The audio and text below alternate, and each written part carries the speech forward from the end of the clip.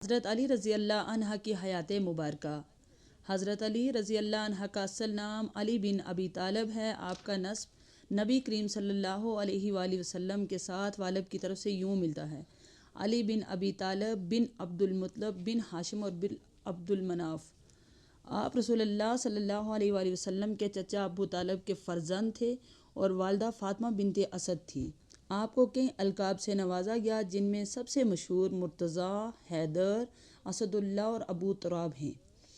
آپ کی ولادت 13 رجب 23 عام الفیل 599 عیسوی کو خانہ کعبہ میں ہوئی، جو ایک منفرد اعزاز ہے۔ حضرت علی رضی اللہ عنہ سب سے پہلے اسلام قبول کرنے والے بچوں میں شامل تھے۔ آپ نے نبی کریم صلی اللہ علیہ وآلہ وسلم کی نبوت کے اعلان کے سب سے پہلے اسلام کی۔ اس وقت آپ کی عمر تقریباً 10 سال تھی۔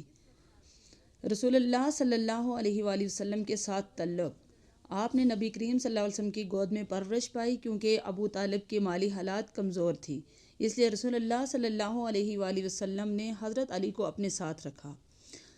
جب قریش نے نبی کریم صلی اللہ علیہ وآلہ وسلم کے قتل کی سازش کی تو آپ نے ان کی جگہ شب ہجرت میں بستر پر سو کر جان قربان کرنے کی مثال قائم کی۔ اہل بیت میں مقام: حضرت علی رضی اللہ عنہ نبی کریم صلی اللہ علیہ وآلہ وسلم کے چچا زاد بھائی اور داماد تھے۔ آپ کی شادی نبی کریم صلی اللہ علیہ وآلہ وسلم کی پیاری بیٹی حضرت فاطمہ الزہرا رضی اللہ تعالیٰ عنہ سے ہوئی، جن سے حسن، حسین، زینب اور ام کلثوم کی ولادت ہوئی۔ جنگی خدمات: حضرت علی رضی اللہ عنہ ایک عظیم مجاہد اور بہادر سپہ سالار تھے۔ آپ نے تقریباً تمام بڑی غزوات میں شرکت کی اور بے شمار فتوحات حاصل کیے۔ غزوہ بدر 2 ہجری میں کئی کفار کو واصل جہنم کیا۔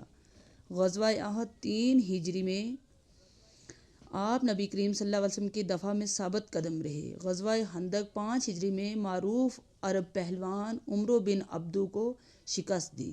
فتح خیبر 7 ہجری میں آپ کو نبی کریم صلی اللہ علیہ وآلہ وسلم نے علم عطا کیا اور فرمایا: کل میں یہ جھنڈا اس شخص کو دوں گا جو اللہ اور اس کے رسول سے محبت کرتا ہے، اور اللہ اور اس کے رسول اس سے محبت کرتے ہیں۔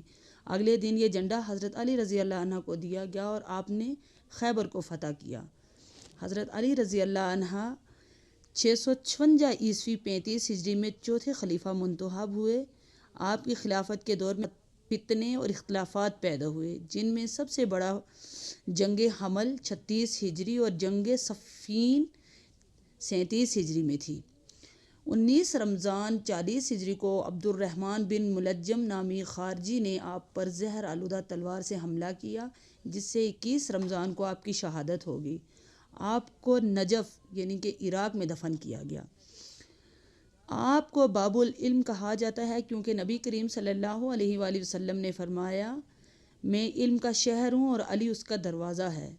آپ کے اس فیصلے نہایت حکمت اور عدل پر مبنی ہوتے تھے۔ آپ نے کئی قرآنی آیات کی تفسیر اور احادیث کی تفسیر فرمائی۔ حضرت علی رضی اللہ عنہ کی زندگی ایمان، شجاعت، علم، عدل اور تقوی کا کامل نمونہ ہے۔ آپ نے اسلام کی سربلندی کے لیے اپنی پوری زندگی وقف کر دی اور آخر کار اسی راہ میں شہید ہوئے۔